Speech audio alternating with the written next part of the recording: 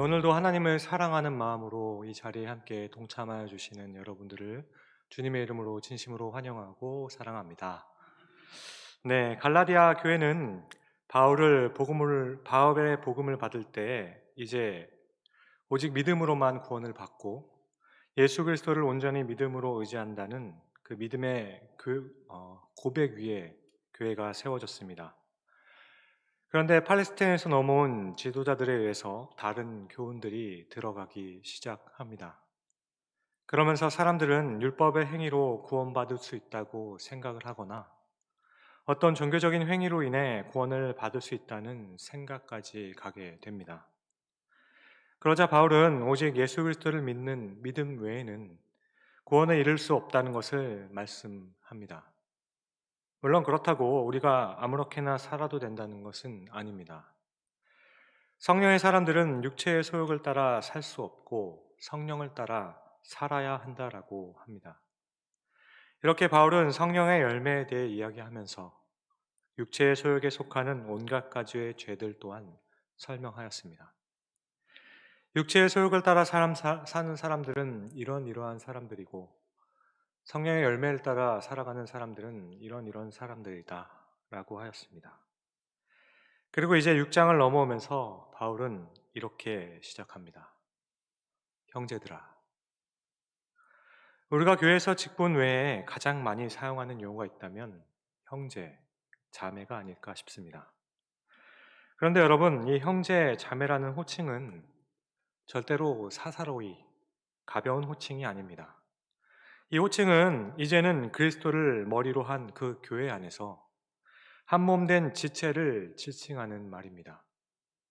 지금 바울은 5장까지 육체에 속한 사람들과 성령에 속한 사람들에 대해서 말한 뒤에 6장을 시작하면서 형제들아 라고 먼저 이야기합니다. 그러니까 어떤 권위적인 사도의 입장으로 말하기보다는 주 안에서 지체된 한 가족으로서 말하고 있다라는 겁니다. 그렇게 뒤에 따라오는 범죄한 일이 드러나거든 이란 말씀과 함께 보게 되면 바울은 지금 그리스도 안에서 한 가족된 사람들에게 간곡히 당부하는 모습인 겁니다. 아무리 친한 사람이라도 혹 그가 가족이라 할지라도 그 사람이 잘못한 것을 지적할 때에는 굉장히 조심스러운 부분들이 있습니다. 그렇게 한 번 더 바울은 형제들아에 이어서 신령한 너희는 이라는 말까지 함께 붙이며 만일 범죄한 것이 드러나거든 어떻게 해야 할지에 대해서 이야기하고 있는 겁니다. 성령을 따라 사는 사람들은 성령을 따라 살기를 원합니다. 그렇게 성령의 열매를 맺기를 원하고 그러한 삶을 살기를 원하지요.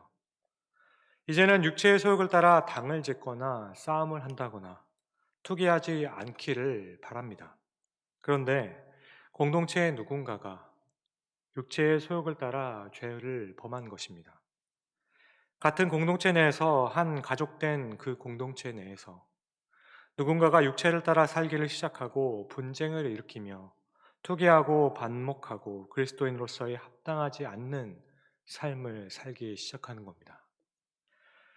이럴 때 교회는 어떻게 해야 될까요? 하나님을 사랑한다고 말하는 교회 공동체 가운데 있는 사람이 범죄를 한다면 이럴 때 교회는 어떻게 해야 하겠습니까? 오늘 바울은 형제들아 사람이 만일 무슨 범죄한 일이 드러나거든 신령한 너희는 이라고 합니다.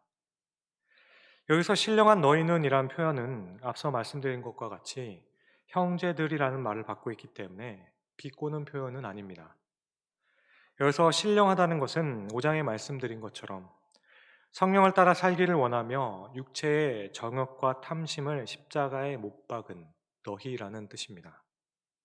그러니까 육체의 정욕과 탐심을 십자가에 못 박고 이제는 성령을 따라 살기를 원하는 너희들은 너희 중에 누군가 범죄한 것이 드러나거든 그를 온유한 마음으로 바로 잡아주라 하는 겁니다. 온유한 마음으로 그런 자를 바로잡고 너 자신을 또한 살펴보아서 너도 시험을 받을까 두려워하라고 하는 거죠. 그런데 여러분, 우리는 이런 경우에 몇 가지 딜레마에 빠지게 되는 것 같습니다.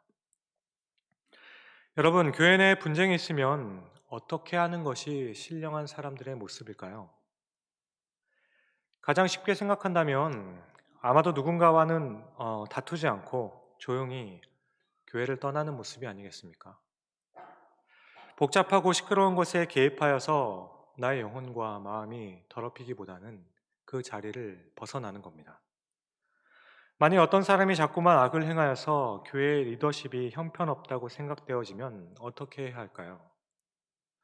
이럴 때는 거기에 같이 개입하여서 이러쿵저러쿵 하기보다 진리가 어떻고 참이 무엇인지, 건강한 교회는 어떤 모습이어야 하는지를 이야기해봤자 아무 소용이 없는 겁니다.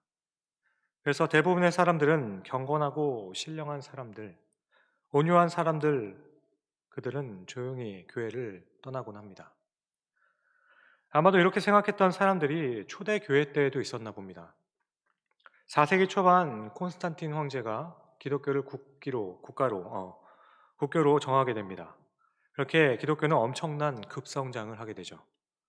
많은 사람들이 교회로 돌아오는 것 같았고, 교회는 갑자기 커지면서 건물들을 더욱더 크게 만들기 시작합니다. 그러면서 교회는 사회적으로도 많은 혜택을 누리게 되고, 그에 속한 사제들이나 교인들이 많은 혜택을 누리게 됩니다. 그동안 수많은 핍박 중에 살아남은 사람들 중에는 팔이 잘린 사람이나 몸에 흉이 많은 사람들도 있었습니다. 그렇게 이제 드디어 조금 더 안정된 생활로 접어들게 됩니다. 하지만 그렇게 교회가 부유하고 부강해지니까 교회는 타락하기 시작합니다. 불과 100년 동안의 영광을 누린 5세기 정도만 되어도 이미 벌써 타락이 보이기 시작합니다. 그렇게 410년, 415년만 되어도 당시 제대로 신앙생활을 하겠다고 했던 사람들은 교회를 떠나기 시작합니다. 이때 교회를 떠났던 사람들을 가리켜서 Father of Desert, 사막의 교부들이라는 명칭이 있습니다. 이 사막의 교부 가운데 대표적인 사람은 시므온이라는 사람이 있습니다. 이들은 사막의 돌기둥 위에 올라 앉아서 한 달이고 두 달이고 거기서 명상을 하고 묵상을 합니다. 그리고 그곳에 찾아와서 진리가 무엇인지, 하나님의 은혜와 성령의 체험은 무엇인지를 묻는 사람들에게 대답하고 담화를 나눕니다. 그렇게 세상으로부터 단절되어서 자신들의 그 경건함과 영성을 유지하려 했던 사람들이 바로 사막의 교부들, 사막에 있던 교부들입니다. 그런데 우리도 어느 때는 정말 이렇게 하고 싶을 때가 있지 않으십니까? 복잡하고 혼란스러운 세상 가운데서도 살다가 교회에 오면 안정이 되겠지 했는데, 교회마저 시끄러워져 버리면 가끔마다 드는 생각은 조용히 교회를 떠나 혼자 하나님을 깊이 묵상해 하고 싶다는 생각입니다. 교회를 떠나서 기도원에서 혼자 조용히 신앙생활 하고 싶다는 생각도 들 때가 있겠죠. 처음 사역을 시작하면서 그렇게 큰 문제가 아닌 것 같습니다. 그런데 자꾸만 오해가 생겨서 더 부풀려지고 자꾸만 서로 부딪히는 모습을 보면서 그 외의 사람들이 시험이 들어 하나 둘씩 넘어지는 것을 보게 되면 그만하고 싶다 생각 들었습니다. 또 아무리 설교를 하고 성경 공부를 하며 서로 상담을 하여도 그때뿐이고, 상대방만 변화를 해야 하고 자신은 전혀 변화되려는 모습을 보이려 하지 않을 때, 당장 드는 생각은 그냥 다 그만두자는 생각을 한 적도 있습니다. 그냥 조용히 혼자 신앙생활 하는 것이 하나님을 섬김에 더 방해되지 않고 잘 되겠다 싶은 생각도 해본 적이 있습니다. 오늘 바울은 교회 안에 있는 형제가 그 범죄한 사실이 드러나거든 신령한 사람들은 어떻게 해야 되는지에 대해서 말씀합니다. 그런데 오늘 바울은 영적인 사람들, 성령을 따라 살아가는 그 사람들은 빨리 그런 사람들을 피하라고 말하지 않습니다. 오히려 온유한 심령으로 살펴보아 바로 잡아주고, 두 번째는 또한 자기 자신을 살펴보아서 내가 잘못한 것은 없는지 빨리 돌아보라 합니다.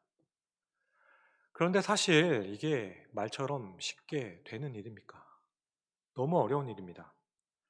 그래서 사람들은 또 다른 한 가지 제일 쉬운 길을 택하는 것이 아닌가 싶습니다.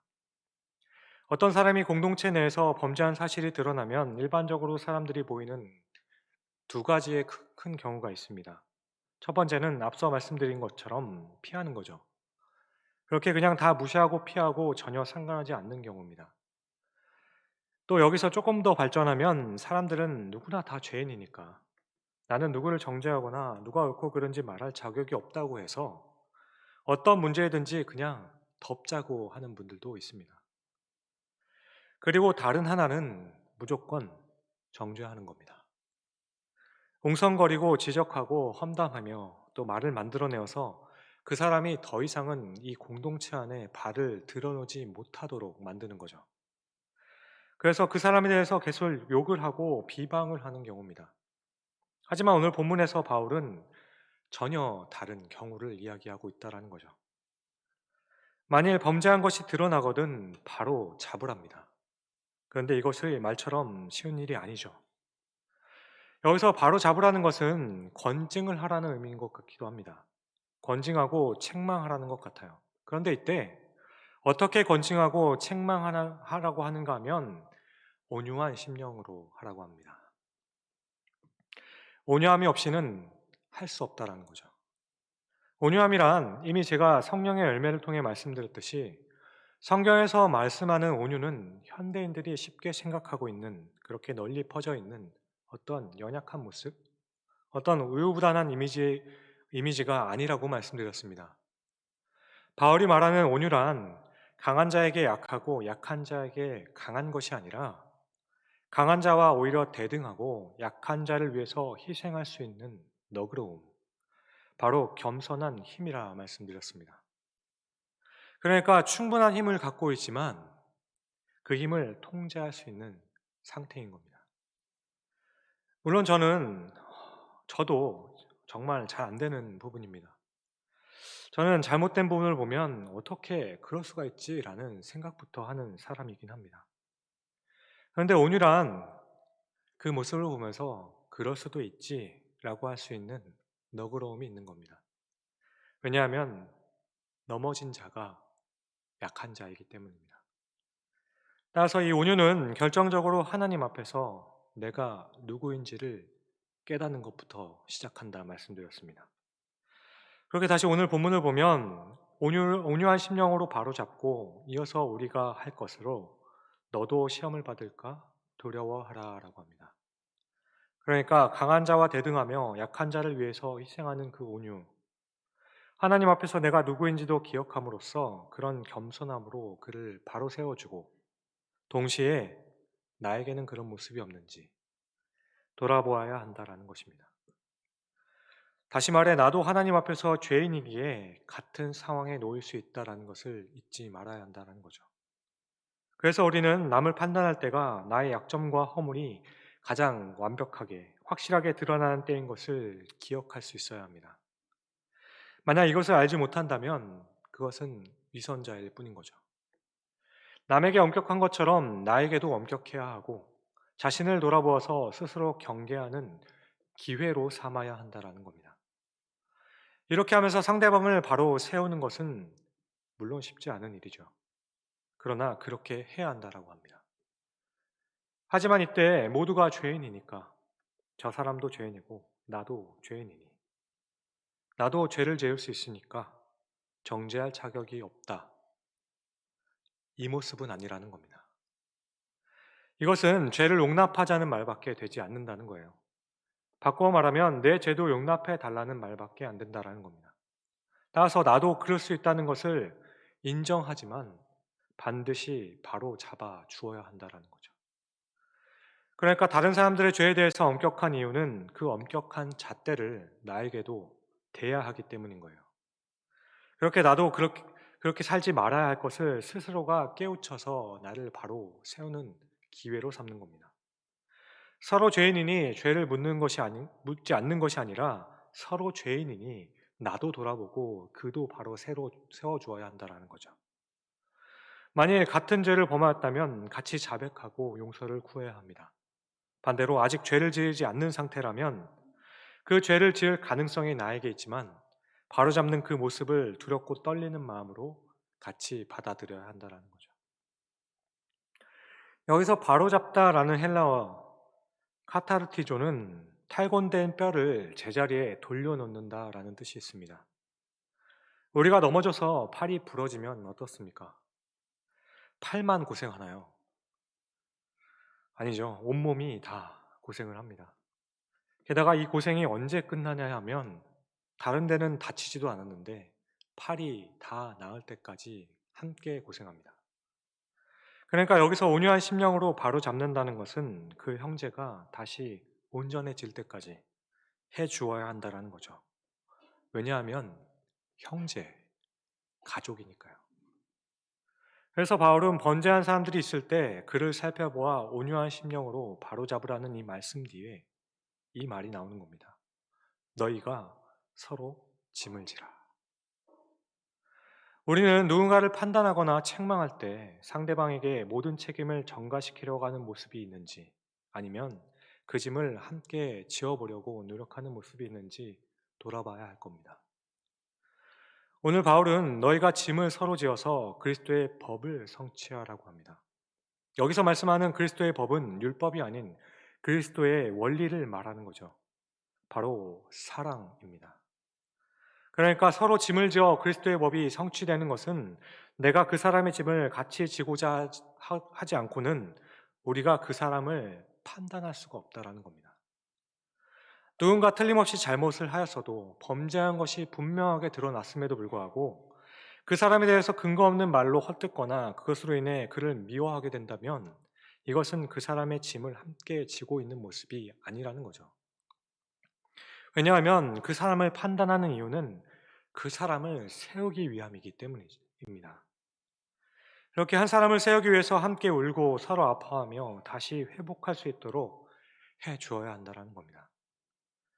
한 몸의 지체로서 팔이 부러졌다고 해서 팔을 잘라내는 사람은 없을 겁니다. 팔이 다시 회복하여서 기능을 할 수 있도록 온몸이 도와주는 거죠. 생명이 회복될 수 있도록 그 입장에 함께 서서 편이 되어주는 것, 이것이 바로 그리스도의 법을 성취하는 겁니다. 그런데 여러분, 오늘 5절과 2절을 보면 참 흥미롭죠. 2절에는 서로 짐을 나누어지라 했는데 5절에는 다시 각각 자기 짐을 지라 합니다. 서로 상충되는 말 같아 보입니다. 그런데 헬라 원문을 보면 2절은 짐이라는 단어와 5절의 짐이라는 단어는 다른 단어를 사용합니다. 2절의 짐은 혼자 짊어지기 어려운 무거운 짐에 해당되는 단어이고 5절의 짐은 우리가 혼자서도 짊어질 수 있는 가방 정도의 짐입니다. 그러니까 개인이 감당하기 어려운 무거운 짐은 공동체가 함께 짊어져 주어야 한다라는 것이죠. 이렇게 2절에서 말씀하는 서로 짐을 나눌 때 해당되는 그 범죄는 오늘 말씀 가운데에는 1차적으로는 당시 갈라디아 교인 가운데 거짓 복음에 넘어간 그 사람들을 가리키는 겁니다. 그러니까 이때 범죄는 그 사람들의 고의성이 없죠. 예상치 못한 일에 대한 것이 맞습니다. 이것은 다시 우리에게 적용한다면 나 혼자서는 어떻게 하지 못하는 경우를 말하는 겁니다. 예를 들어 오늘 말씀과 같이 이단에 빠지거나 또 개인적으로는 알코올 중독이나 마약이나 도박 같은 혼자 힘으로는 도저히 벗어날 수 없는 그런 죄를 가리킵니다. 이런 것은 빠지면 안 되는 것을 알지만 개인이 스스로 극복하기란 정말 어려운 거죠. 그리고 이때 이런 사실을 알게 되었다면 그냥 정죄하고 몰아대어서는 안 된다라고 하는 겁니다. 물론 권면을 하고 징계할 부분들이 있고 교회에서는 더 이상은 어떤 직분을 맡길 수도 없을 겁니다. 하지만 우리가 궁극적으로 해야 되는 것은 그 사람과 그 사람의 가정이 다시 설 수 있도록 다시 교회에서 직분도 회복할 수 있도록 도와주어야 한다는 겁니다. 저는 알코올 중독이 있는 아버지 밑에 자란 중등부 학생과 만난 적이 있습니다. 그래서 아이와 상담도 하고 명절에는 구제 명단에 넣어 쌀도 나누어 준 적도 있습니다. 집에 찾아가 만나 뵙기도 했습니다. 하지만 이런 중독에 빠진 사람들이 이야기를 들으면 본인은 정말 하고 싶지 않다라고 해요. 나는 하고 싶지 않은데 어쩔 수가 없다라고 합니다. 자꾸만 넘어지고 자꾸만 빠지게 되는데 자신의 의지로는 어떻게 할 수가 없다라고 해요. 물론 이분이 교회에 등록한 교인도 아니었기 때문에 저에게도 한계가 있었습니다. 이렇게 그 아이가 중학교를 또한 전학을 가면서 연락이 되지 않고 그 뒤로 계속 기도하겠다고 하였지만 지금은 어떻게 됐는지 모르겠습니다. 그때 저는 생각하기를 '야 이거는 정말 혼자 힘으로는 할 수 없는 것이구나.'라는 생각뿐이었습니다. 한 영혼을 위해서라면 함께 짐을 지었어야 하는데 제 나름대로의 사정을 합리화하여 그렇지 못한 아쉬운 마음이 있고 죄송한 마음도 있습니다.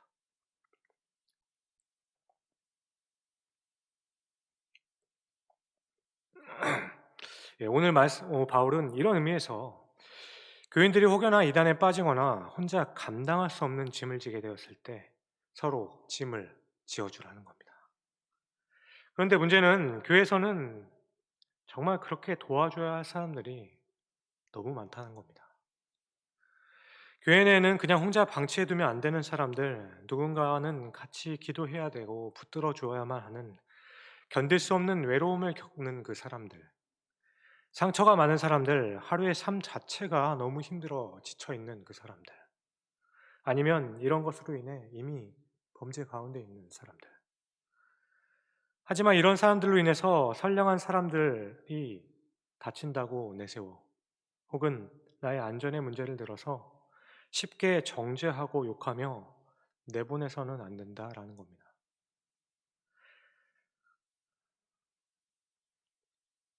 그런데 또 이어서 모든 짐이 그런 것은 아니라고 5절에 말씀하는 겁니다. 우리는 이 말씀도 깊게 생각해 보아야 합니다. 우리 모두 각자에게는 남이 대신 지어주어서는 안 되는 그런 짐들도 있습니다. 스스로가 짐을 지어줄 줄 알아야 하는데 지나치게 남을 의존하는 사람들도 있죠. 그러지 않도록 하라는 거죠. 이 말씀을 바꿔 생각해 보면 저 스스로를 돌아보아도 그렇습니다. 우리는 다른 사람들을 판단하고 정죄하는 것에 너무 바빠서 다른 사람들이 범죄하는 것을 보면서 빨리 나를 돌아보는 훈련은 안 되어 있는 것 같습니다. 우리를 돌아보는 것을 소홀히 하기 때문에 우리는 쉽게 같은 죄를 범하면서도 내가 죄를 짓고 있는지도 모를 때가 참 많이 있다 생각합니다. 그러니까 내가 다른 사람들이 범죄하는 것을 볼 때 그를 바로 세우는 것도 중요하겠지만 나도 그와 같은 죄를 범하지 않도록 항상 나 자신을 돌아보고 경계하며 그 함정과 오류에 빠지지 않도록 스스로가 최선을 다해 노력해야 된다라는 말씀입니다. 그냥 나도 사람인데요 하며 가만히 두어서 빠지고 난 다음에 누가 나 좀 구해주세요. 이 모습은 아니라는 거예요. 누군가 불륜을 저질렀다면 사람이라면 다 정욕적인 부분이 있을 수 있지 하며 넘어가면 큰일 나는 겁니다. 반드시 잡아서 회개하고 돌이키도록 하고 가정을 회복시키도록 도와줘야 하는 거죠. 하지만 이때 어떤 마음으로 해야 하느냐 하면 물은다면 3절의 말씀처럼 항상 자기를 돌아보아서 아무것도 아니면서 무엇이 된 것처럼 생각하지 않도록 조심해야 된다는 겁니다. 아무것도 아니면서 무엇이 된 줄로 생각하여 판단하고 정죄하려고 한다면 그 모습은 위선이 되는 겁니다. 따라서 다른 사람들이 넘어진 것을 보게 되면 나도 그럴 수밖에 없으니까 덮어버리자 아닙니다. 잘못된 부분을 지적해야 하고 고쳐줘야 하는데 한 사람을 고쳐주기 위해 때로는 온 교회가 같이 아파하고 같이 울어야 할 때도 있습니다. 이것이 건강한 교회인 겁니다.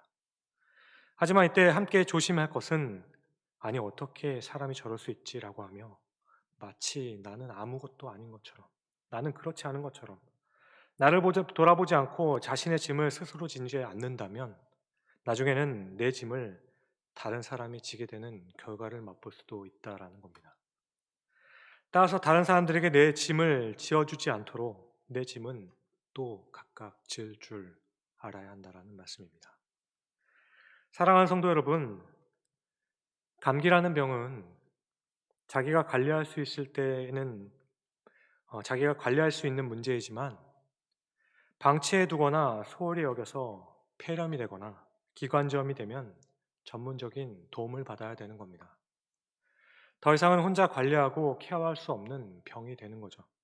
그러니까 우리 안에 있는 그 죄들이 우리를 범죄하도록 그냥 만든다면 그렇게 하도록 만들 때 우리는 그 부분에 있어서 항상 경계하고 우리를 살펴보는 것이 중요하다라는 말씀입니다. 그러므로 두 가지를 말씀드리고 싶습니다.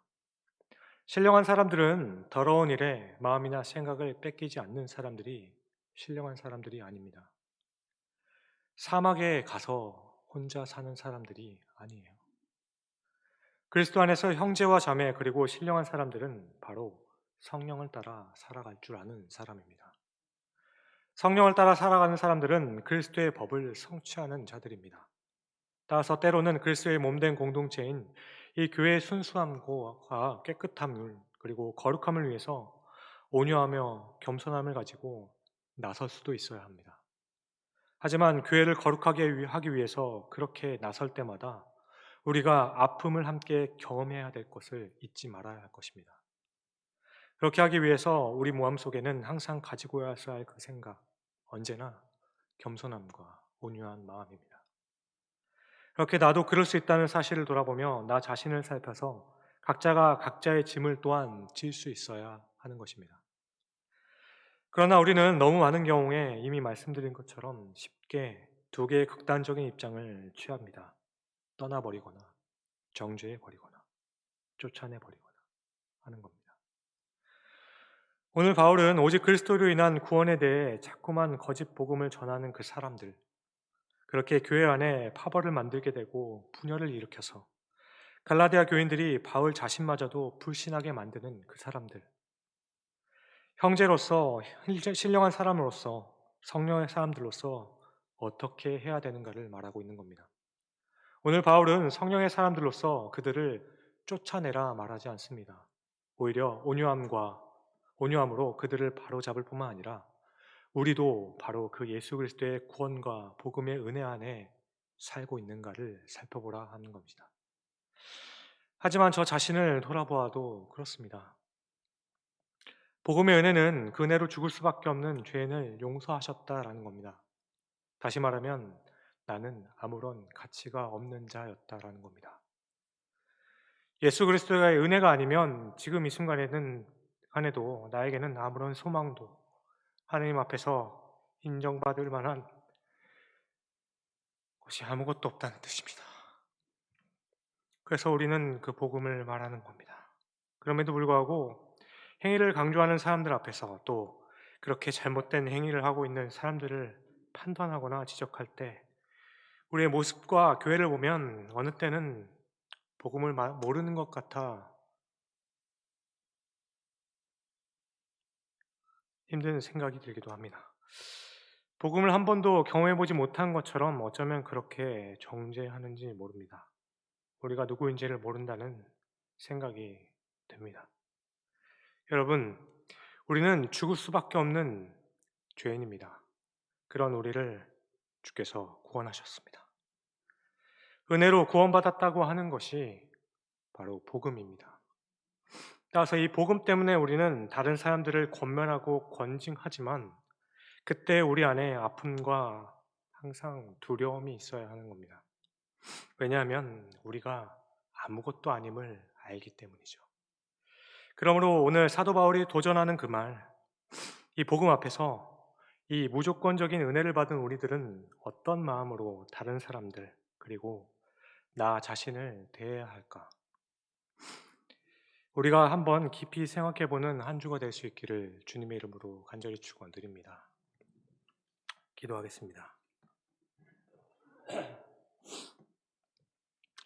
사랑하는 주님, 오늘 우리는 형제로서 복음으로 세움받은 신령한 자로서 다른 사람들과 나에게 어떻게 해야 할지를 돌아봅니다.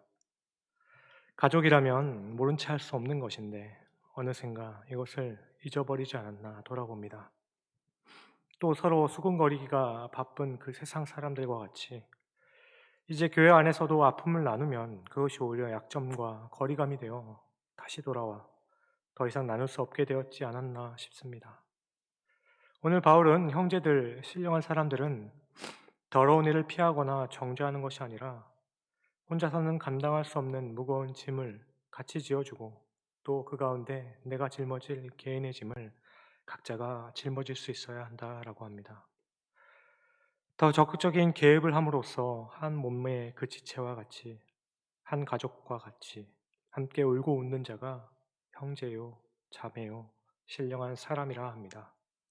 그러면 오늘 나는 과연 어떤 마음으로 다른 사람들을 대하고 있는지, 또 나 자신을 생각하고 있을지 곰곰이 돌아보기를 원합니다. 그렇게 이제는 성령께서 각자에게 주시는 그 마음으로 서로를 진심으로 바로 세워주는 귀한 우리 교회 공동체가 될 수 있게 하여 주옵소서. 세상의 기준이 아닌 그리스도의 그 법의 기준, 우리에게 주신 그 무조건적인 사랑이 우리의 모든 것의 기준이 되게 하여 주옵소서. 감사합니다. 이 모든 말씀을 우리 안에 생명의 성령의 법을 주사 우리를 자유하게 하신 귀하신 예수 그리스도의 이름으로 감사하며 기도드립니다. 아멘.